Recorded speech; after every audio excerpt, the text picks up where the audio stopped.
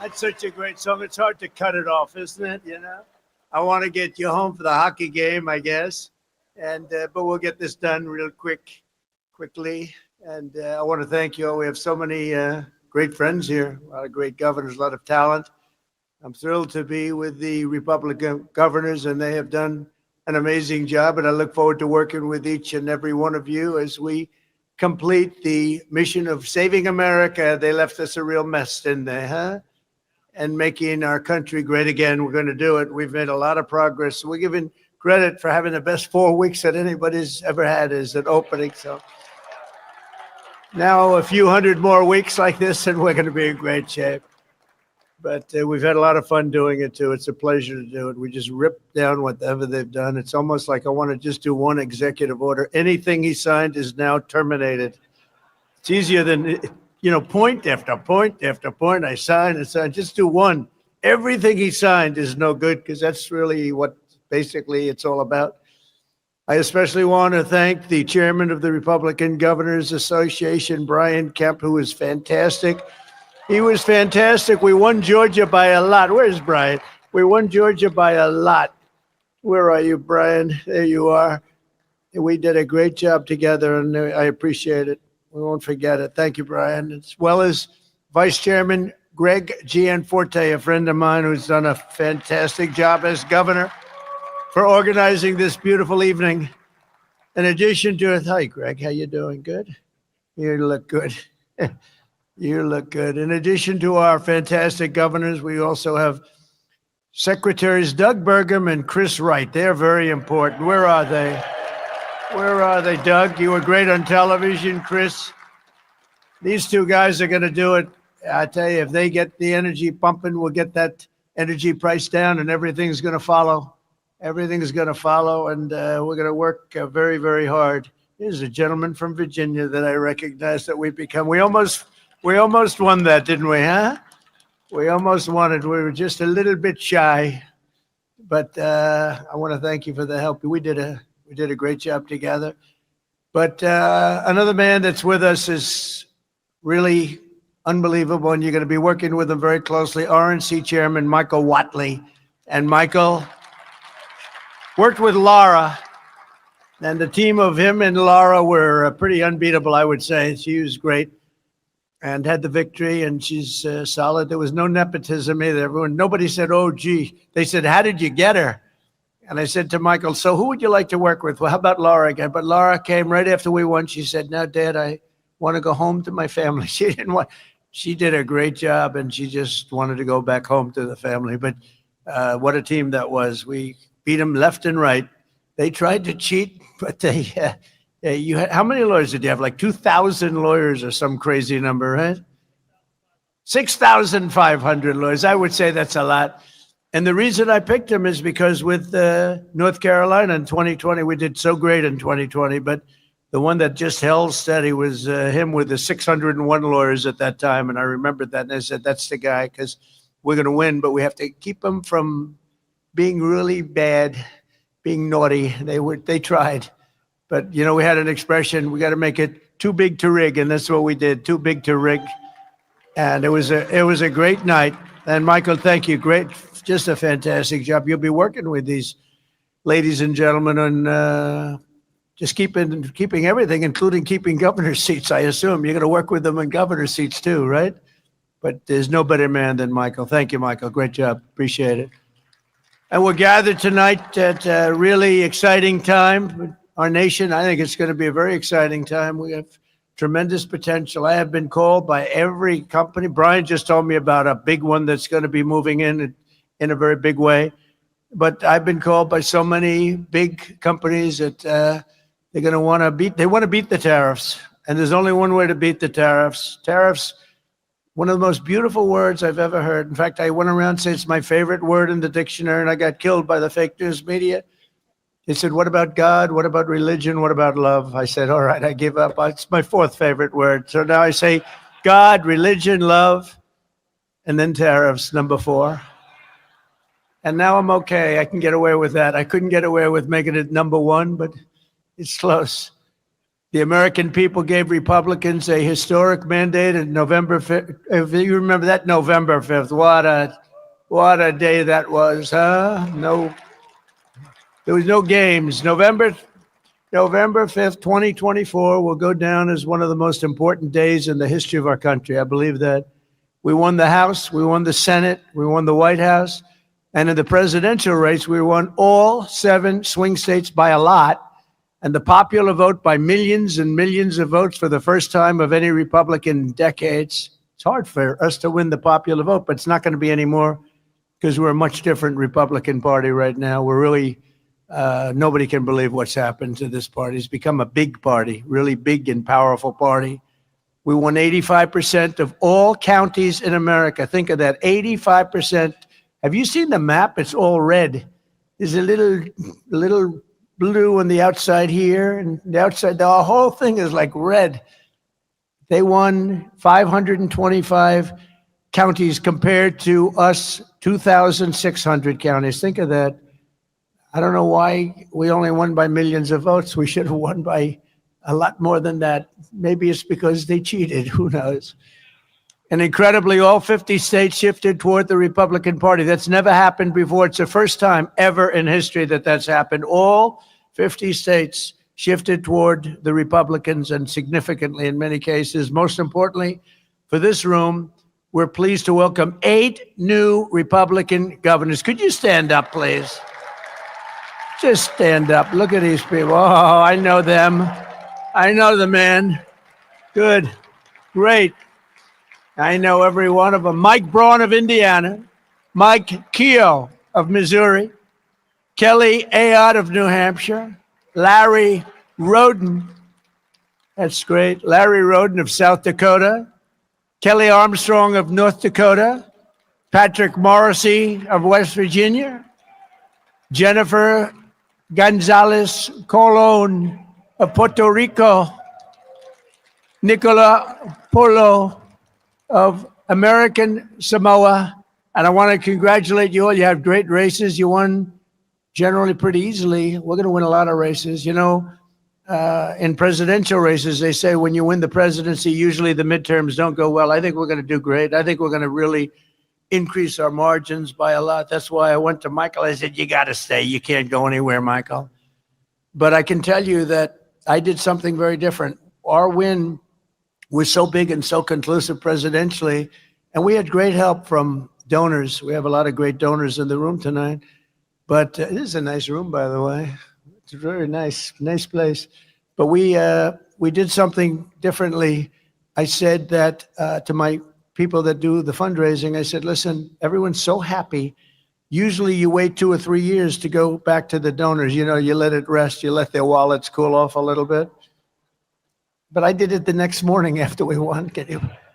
I said to Meredith, who may or may not be here, I don't think she is. Maybe she is. She's great. But I said to a whole staff of people, I said, call everybody and see if they'll double up. Now, we raised $1.6 billion. They raised $2.7 billion, and they're running short. They can't raise the final 28. You know, when you lose, it's very hard to raise money. But when you win, it's not so hard. I said, see what you can do. Call everybody and say, thank you very much. We appreciate it. Would you like to make a contribution? So this was not a good situation, but they fully understood. They were so happy they didn't care. And Michael, we raised $608 million in 3 weeks. Can you believe that? So we've got that money, and I got to spend it somewhere. And they tell me I'm not allowed to run. I'm not sure. Is that true? I'm not sure. So if I can't spend it on me, I guess that means I'm going to be spending it on some of my friends, right? A lot of my friends. We're going to be running. But think of that. We raised $608 million. Isn't that great? And I think I'll keep going. I'll just keep bugging them, build it up. But it's going to be great. I think we're going to do fantastically. I think the midterms are going to be a big surprise. And it just seems, I don't know what it is. You go back to the last, I think, 8 elections in a row. The midterms haven't been great for the person that wins the presidency. And I think so far we're very popular. I had an approval rating today of 71 and another one of 69. I have not heard of those numbers before. So it's we're going to fight very hard, because the better I do, the better you do. It makes your races a lot easier if we do well, and we're going to keep doing well. With the help of everyone here tonight, the golden age of America has officially begun, and the golden age of just this whole thing, the red states. It's going to be leading the way to making our country richer and safer and stronger than ever before. The red states are going to do good, and the blue states, I don't know, maybe they'll totally disappear off that map. It's like, they don't learn, because, like men and women's sports, I say we become the party of common sense. Men and women's sports is not a winner for them. But I saw somebody fighting like hell for the fact that a man should partake in women's sports, a Democrat, a radical left lunatic. And they're still going at it. And we shouldn't really fight them too hard until just about a week or two before the election. Just let them go. Don't convince them not to. I'm always saying they haven't learned. I don't want to say that. Don't say that. Let them keep going. And then about a week before the election, just blast the hell out of them. It's like in a race, you hang in there, and then you just go, because there's no way. Open borders with prisoners coming in, jails, some of the worst murderers in the world.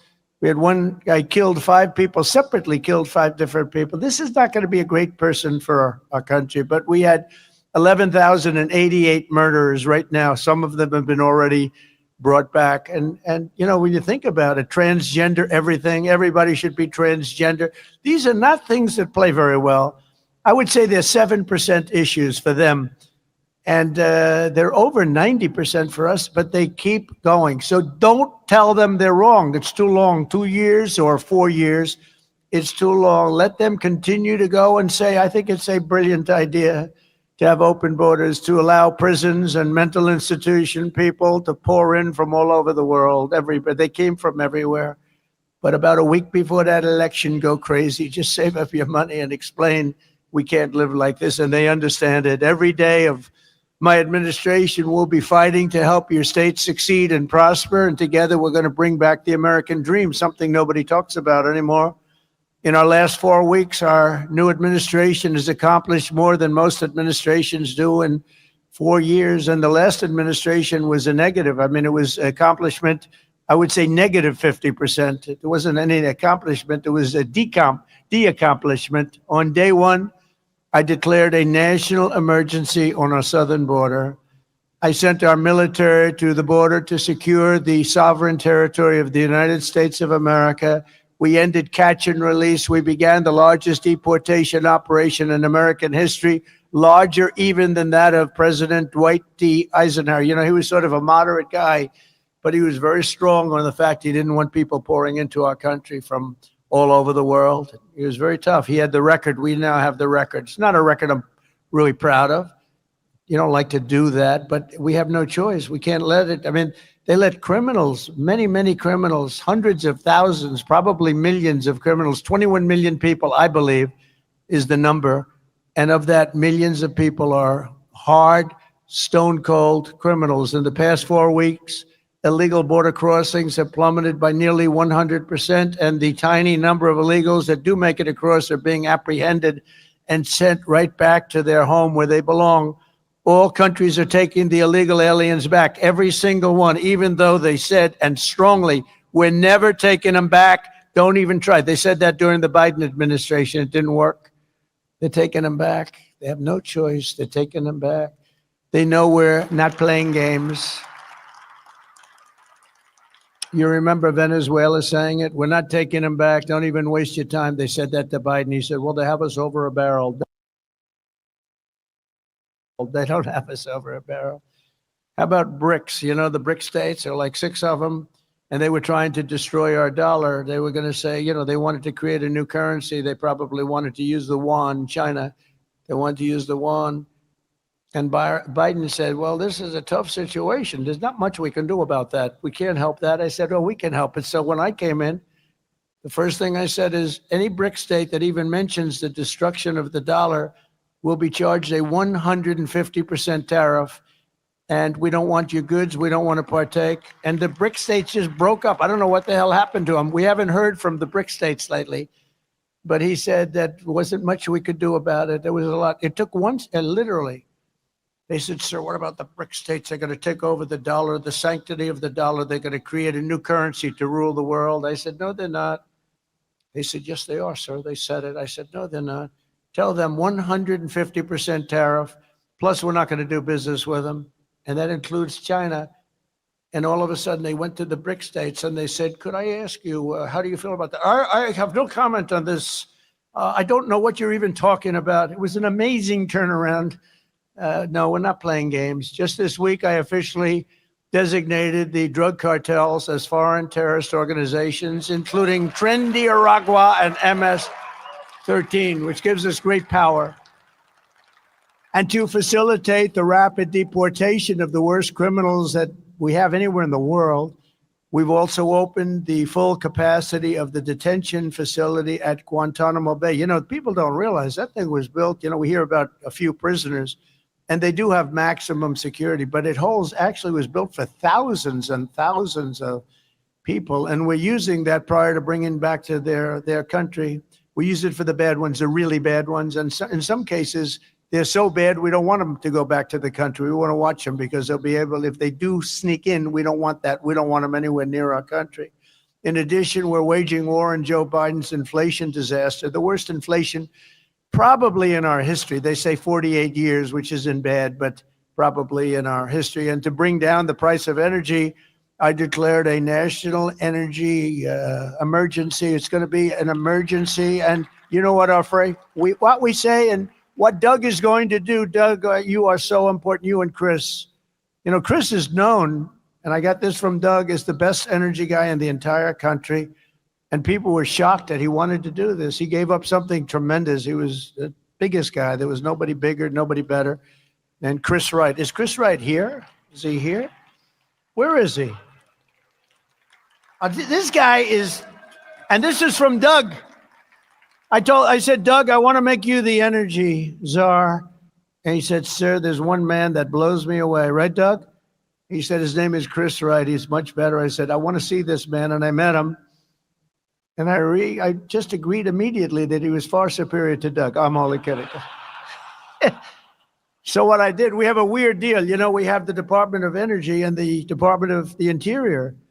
And Interior has all of the energy. And Doug has none of the energy, but he's got, Chris has none of the energy, but he got a hell of a good title. But we want the guy with the energy to be able to drill. So we sort of merged them and their friends and everything else. And they've got a thing going on. I think it's going to set records like nobody's ever seen before.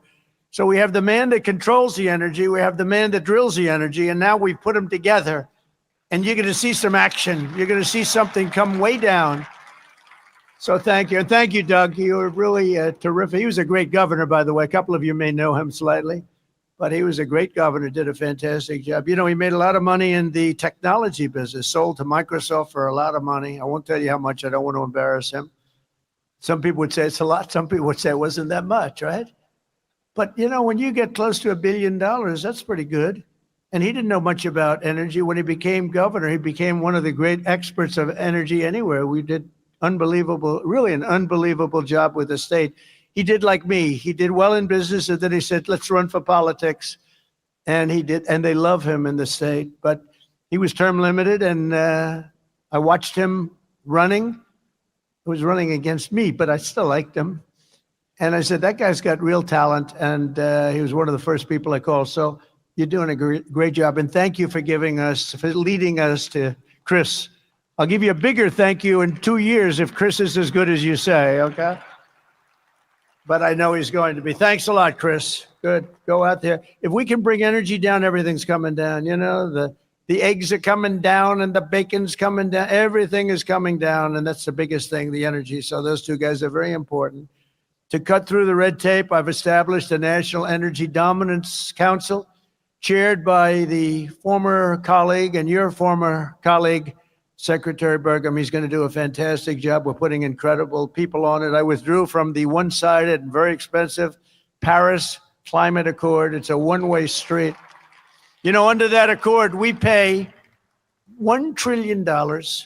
Think of it. We pay $1 trillion. They pay nothing. China doesn't pay anything. India doesn't pay anything. Russia doesn't pay. We just pay everybody. It's like Health Organization, and every deal is no good, but we're changing it. We terminated health, on the World Health.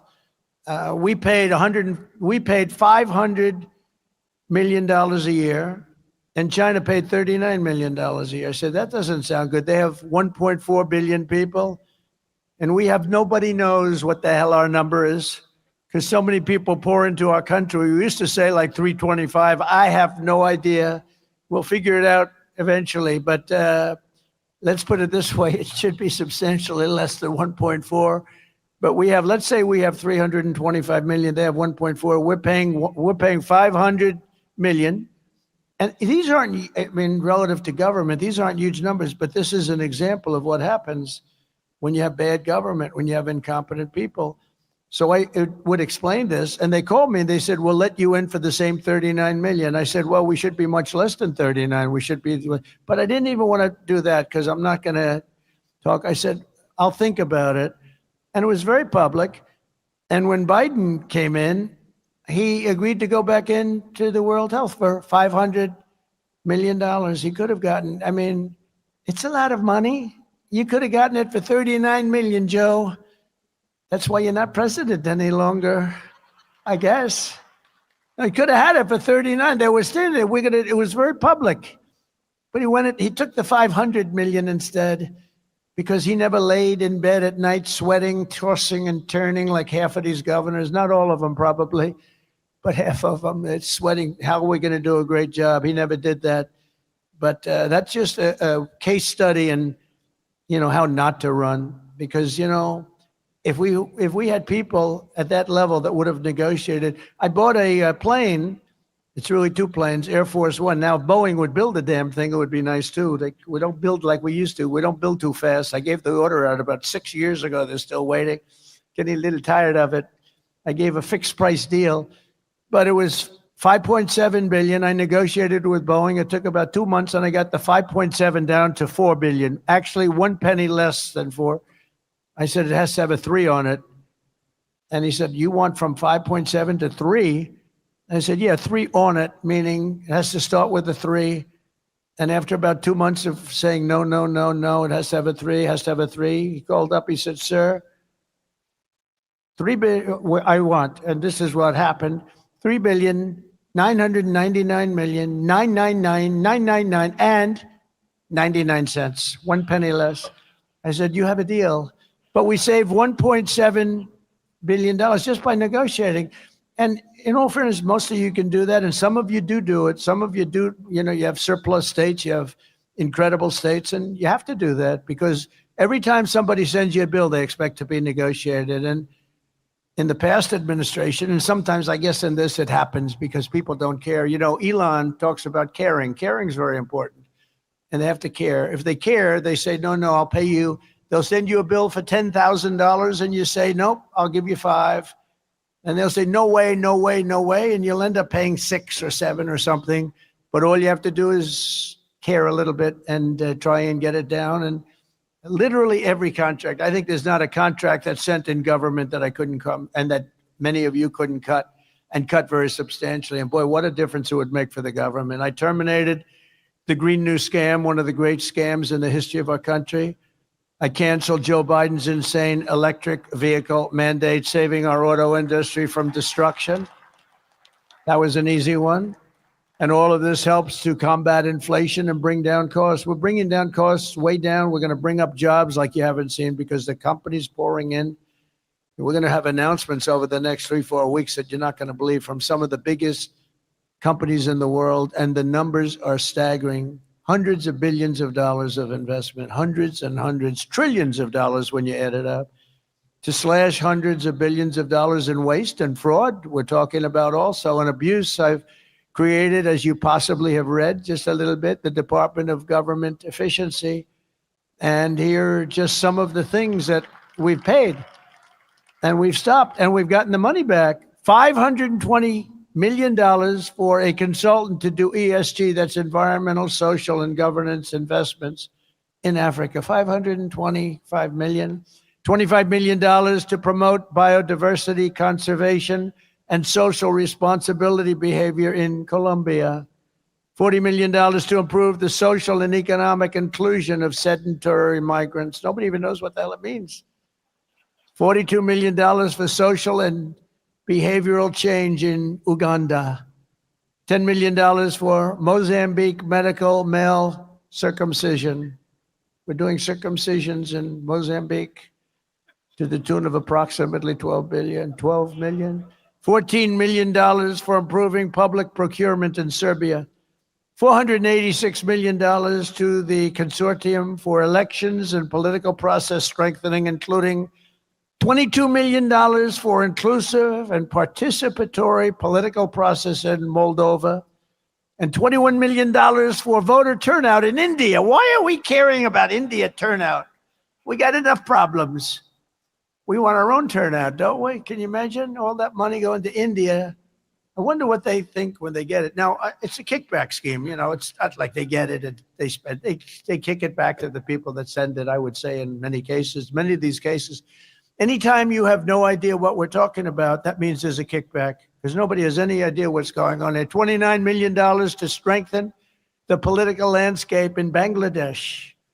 Nobody knows what they mean by political landscape. What does that mean? $20 million for fiscal federalism and $19 million for biodiversity in Nepal. $47 million for improving learning outcomes in Asia. What the hell do I care about? We got a lot. We got enough problems. And all of this is terminated. We terminated this stuff, and we're on the track. And by the way, so many others I could read all night long, but so many were so terrible, and some were actually disgusting. And I know you're eating your dinner, so I didn't want to do that. But we're draining the swamp. And, you know, one of them was $100 million for condoms for Hamas. You heard about that. 50 and 50. It's 50 million, and then they decided they needed more condoms, so they sent another 50 million. So it's 100 million condoms for Hamas. But now that's the good stuff. Here's even worse. Social Security. As you know, generally speaking, people don't live to be over 100 years old. We all will, I think, 120, 130, hopefully. But, you know, you hate when you get near that number. It's like, let's hope we can live to length like this. But here's what we're finding and what we found. And these were all found by these computer geniuses. I asked Elon, what trait do these have? You know, they started off with 12 guys, then they had 30 guys, then they had 57 guys. Now they have over 100 guys, and he attracts very young people with high IQs, you know. Some people attract very beautiful people. I think I like them better, actually. But he attracts young people that are brilliant, and they love the country, too. But I said, what trait do they really have? And the trait that they really have was that they're extraordinary with computers. They can take them. He said they make love to their computer. I said, I don't want to hear about that. Doesn't sound too good. He said they can take apart the most complex computer instruments and literally put them back blindfolded. So when they go into some guy that's ripping off the country by doing some of the things you've just heard or what you're going to hear, they can't be bullshitted. You know, they can't say, oh, gee, there was a mistake. There was a big mistake. And we're finding hundreds of billions of dollars worth of fraud, waste and abuse, but I think fraud will be the number one as we see. But listen to this on the program. There are 4.7 million Social Security members who go and live from 100 to 109. Well, I'll tell you, I know some people that are close to 100. I know one or two that got over that mark, but you don't have millions. 3.6 million people from age 110 to age 119.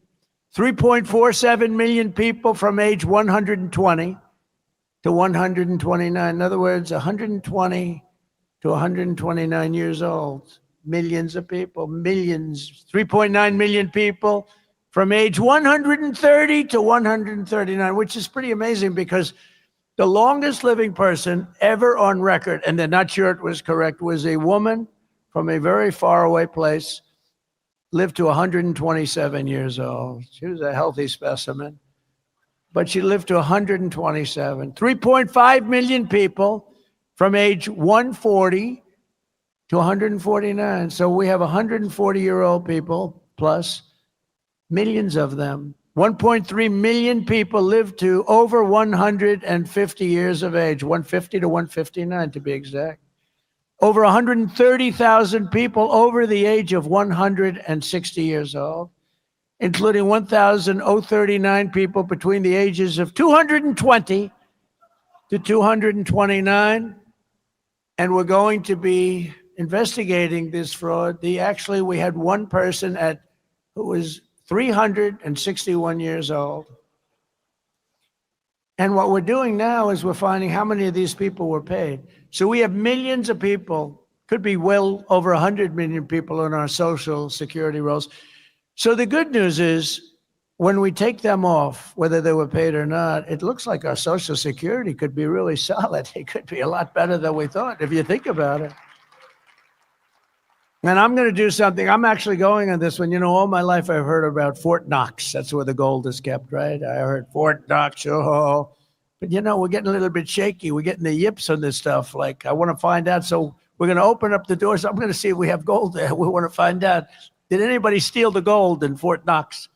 It's a pretty amazing place, but I'm going to actually go. We're going to open the doors. We're going to inspect Fort Knox. We want to make sure that we actually have, 400 tons of gold or whatever the hell it is. It's a lot of gold. I don't want to open it and the cupboards are bare. Could happen. If you look at some of the things, oh, by the way, wait till we go into the education department. We haven't even done that. So we could find as much as $1.5 trillion worth of waste, fraud, and abuse. If we do that, we can balance budgets. We can do a lot of other things, especially when you couple it with the massive amounts of tariffs that are coming in already, just with what we are charging. I won't mention the country because I don't want to anger people that like me, and I like them very much. But we're finding at least $60 billion a year in one country alone, and I haven't even started. It's just a very small portion that I've, attached to them. So I got a call from Congress. They said, a lot of money is coming in from these tariffs. And they're starting to change their whole thing. So if you can add the tariffs, and this is numbers that I don't want to say it because then they'll say he didn't produce, but you could wipe out your income tax. You could maybe not even have an income tax system when this thing works out. Because in the old days, that's what happened. Our country was the richest ever from 1870 to 1913. That's when we were actually the richest, and we were a full tariff country. McKinley, and I just renamed Mount McKinley. I hope you're happy about that. But McKinley was the president. He was a tariff guy, and he believed that countries should not be allowed to come in and plunder. He had beautiful language on tariffs: plunder our wealth, plunder our jobs, steal our companies, and take our money without paying a very fair price. And he said, and that price should be more than fair. It should be high, because what they do is they hurt our country. And we became very rich. He was assassinated. And as you know, Roosevelt took over, Teddy, and he spent money on parks and on dams and on everything. I mean, but he really spent a lot of the money. McKinley never got the credit, but he spent a lot of the money that McKinley made. But it was the richest we ever were in the 1800s, early 1900s. And then in 1913, we went to the income tax system. And to be honest, and it was a commission of people like you, blue bloods. Are you blue bloods? A couple, and about 3 of them over here. But blue bloods. But it was a commission, and it was set up for the sole purpose of, we have so much money. This is in the United States. We don't know. We had no debt. We had no nothing. We had massive amounts of money. The commission was set up to determine where we should spend our money. Where do we spend it? Got so much. Can you imagine? Wouldn't that be nice? Now look at what they're doing, but this is money we have to borrow where they're doing it. But we're going to find out that this money went to people and it got kicked back. You're going to find out a lot of that, but we'll catch it all. We've launched the largest deregulation campaign in our country's history. For every one new regulation, I've directed that 10 old regulations must be eliminated. And I will say, in my first term, we did more deregulation than any president in history by far, not even close. With Republicans in Congress, we're also racing to pass the largest tax cuts in American history. We're looking to we brought it down from 41%, much higher if you add the state things, but 41% to 21% which people said was impossible. And now I'm trying to bring it down to 15%. So it'll go from 21 to 15, but only if you make your product in the United States of America. Otherwise, you pay 21%.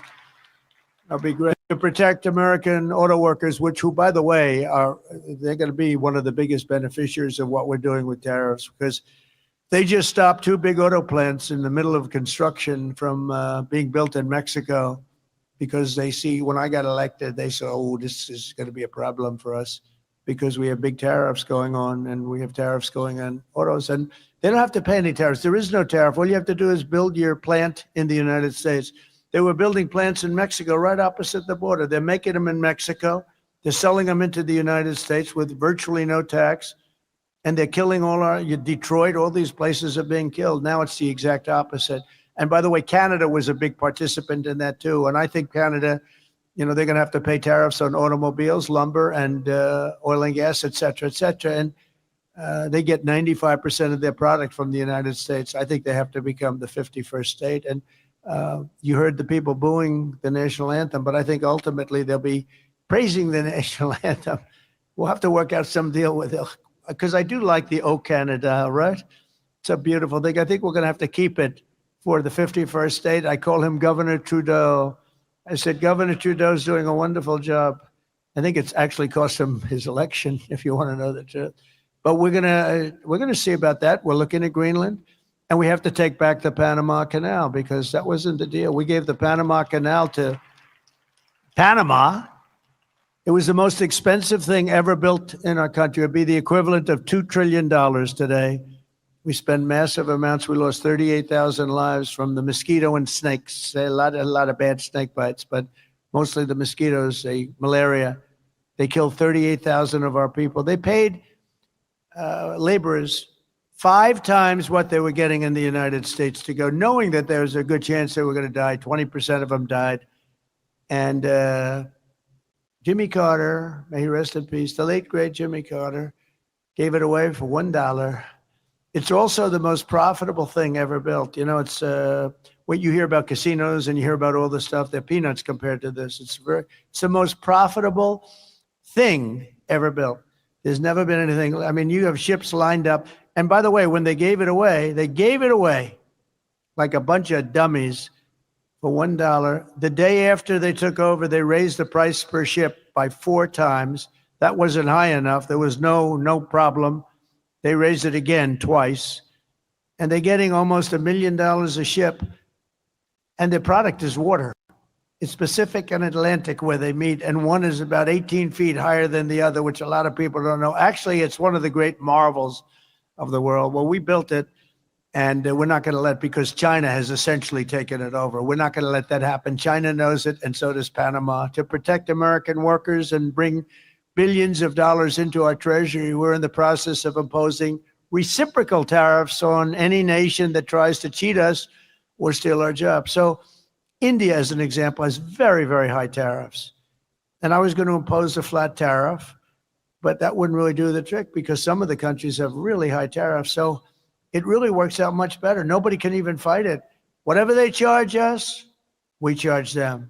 So if they're at 25%, we are 25. If they're at 75, we're at 7. Whatever they charge us. And it was very interesting. The European Union, we were 2.5% for cars. European Union was much higher. They just reduced their tariffs on cars to 2.5 to be reciprocal with ours. So that's just an early sign, but I think that's going to happen. And then some will want to fight us a little bit, but it doesn't matter. They're reciprocal. And even the press says, oh, I see. Well, they don't fight us. If I put a flat tariff on like 25, 30%, even if it was lower than we would have gotten, if we put a flat tariff on, the press would have gone crazy. That's terrible.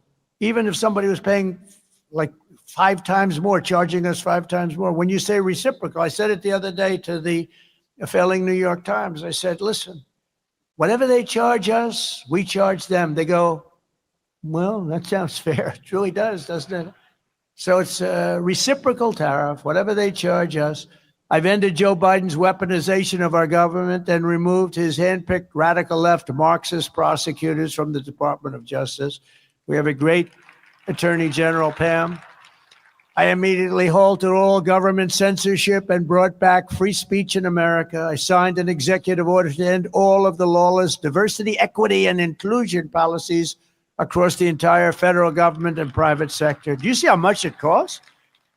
One company said they're going out of that business and they're going to write off $229 million. How do you spend that much money to convince people that they should have transgender operations and various and sundry other things that we don't like to talk about?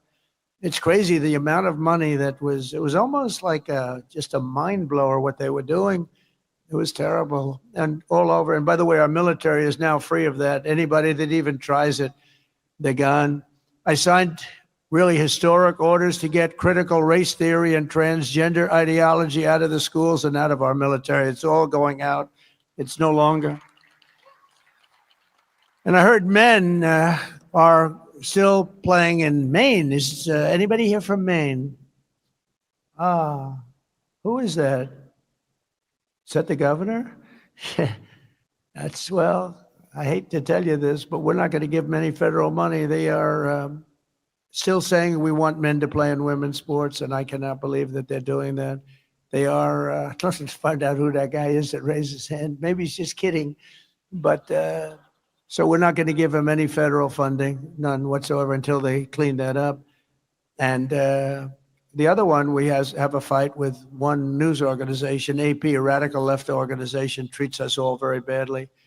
And they refuse to acknowledge that the Gulf, former of Mexico, is now called the Gulf of America.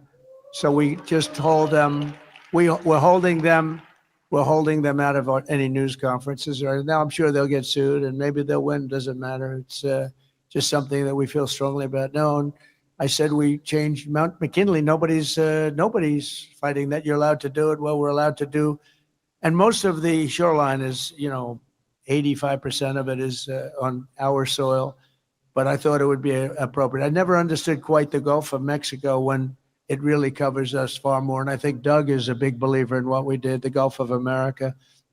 So we're having a little dispute, but only one. But Google Maps has already changed. Almost everybody's already changed. It's called the Gulf of America. And earlier this month, I signed an order banning men from women's sports. And that's why when somebody wants to do that, and even the NCAA has already complied, and they have sent us a letter, they have fully complied with that. I also proudly banned the use of puberty blockers, hormone injections, you believe this? And other chemical and surgical mutilations of all minor youth. Do you believe you have to say that, man? It's terrible. Who would believe that we're talking about even these things? Men playing in 10 years ago, 15 years ago, can you imagine? People would say, is he crazy talking about this? And they're still fighting us, but let them fight. As I said, we're going to make universal school choice a very big, strong thing, school choice. And we're working very, very hard to send these schools and education back to the states where they can be properly run.